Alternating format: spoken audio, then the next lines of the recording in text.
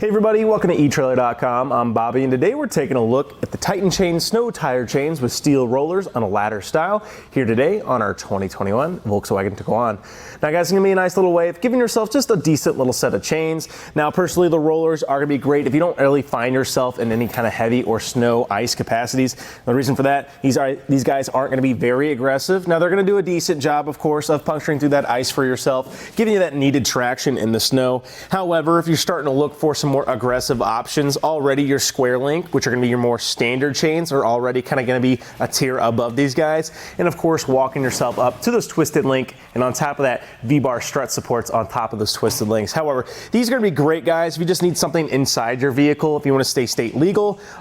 B, if you just want to make sure that you do have a little bit of traction when you start encountering those icy road elements. Obviously, not going to be great for any kind of off-road situations. Primarily going to be only for your street and even your highway driving. And again, kind of your more light duty applications, just enough to kind of get you guys legal, which is great. But I do kind of like these guys. They become really easy to throw on here, and those steel rollers do create a nicer ride for yourself. So with ladder style chains, you are going to find yourself kind of having these hills and valleys kind of moments. So what I mean by that, you're going to get great start and stop maneuverability because you are going to have these ridges to overcome every time, almost a whole hand space between those chains. One thing you will lose on these though, a little bit of turning radius, just because you do have to overcome that every time you're making that left and that right turn. It's just something your car is going to have to overcome, which becomes one more obstacle to make sure you have a nice tight turn. However, with the steel rollers as well, they kind of assist in that action. The steel rollers are going to want to go with that momentum and roll for yourself. So it makes for a nicer, smoother ride than you probably would expect from your square link chains. Well guys, the installation doesn't take too much time on these guys. Let's go ahead and see how we can get them on our vehicle. All right guys, for our first step of our installation, we just want to set out our chains like so. What we're looking for here, if we have any kinks or any kind of binds in our chains. Now one thing that's nice about the steel rollers, usually you don't have too much kinkage that you have to look out for.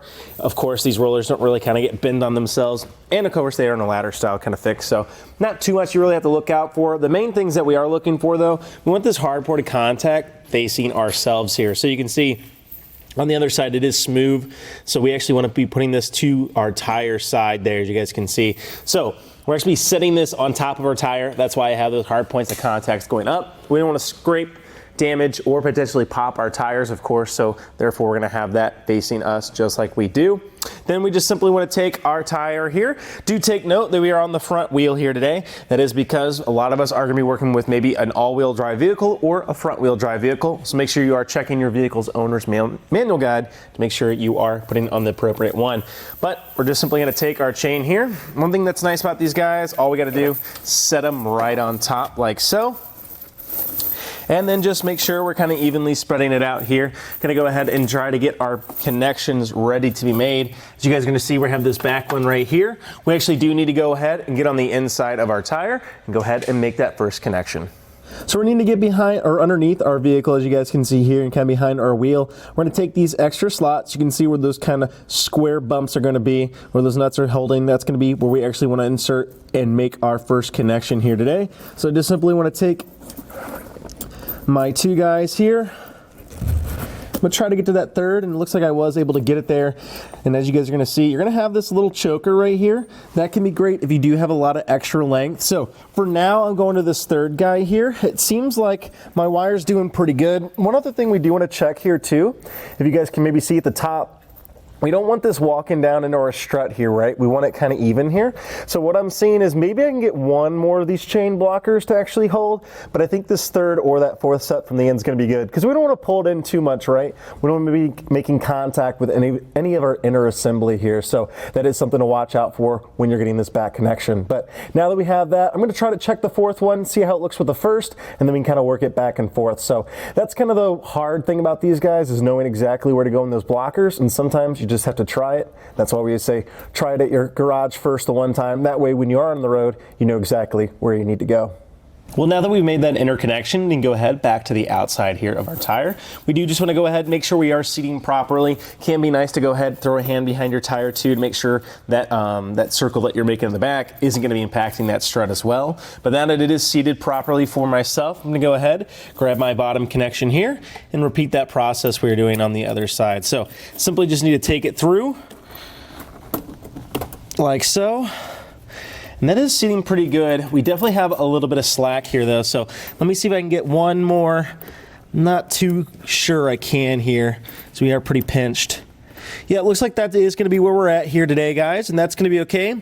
We just simply want to take this guy through here as well to take that extra connection off. Now, I will say it is a little loose here today. You guys can see I can fit about 2 fingers or so, maybe even 3 in between there. So we need to go ahead and grab ourselves some rubber tensioners, see if they can help combat some of that slack.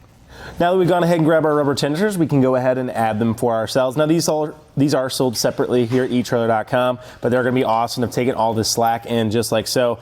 Now one thing to take note, make sure your hooks are pointed towards you, of course. We don't want them going inside to our tire, popping them. We want to go ahead and hook just like that to the outside. And then what you want to do, you kind of want to go in a somewhat of a star pattern here, of course, 6-sided star. And then all we got to do is simply go down to the underside here, go up and around to this guy, across, back on up, and back across.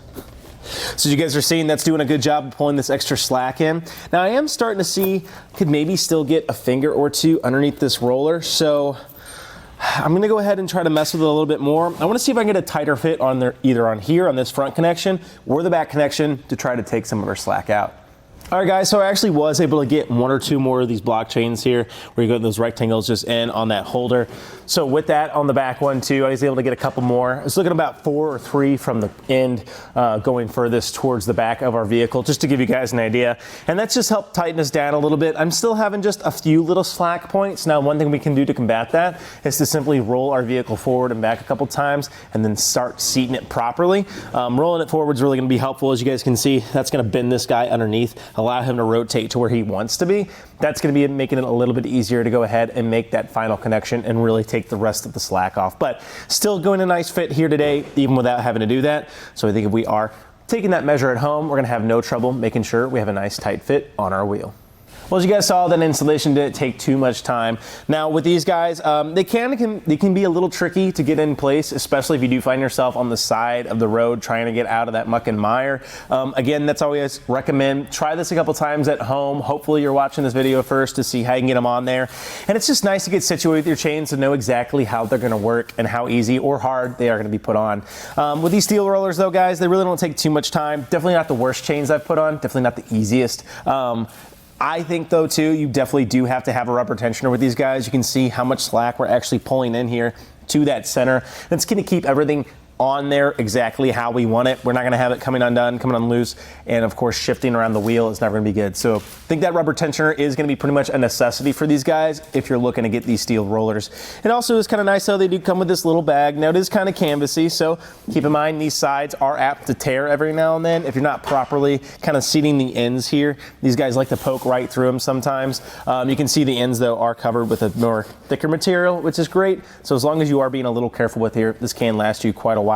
Now it does have little grommets too to allow that little rainwater to go out. So if you do have that sludge starting to build in here, keep in mind it could leak a little bit. So if you're looking for a way of just kind of keeping it from getting sludge inside your vehicle, keep in mind you do have little ports there that might let out just a little bit of liquid.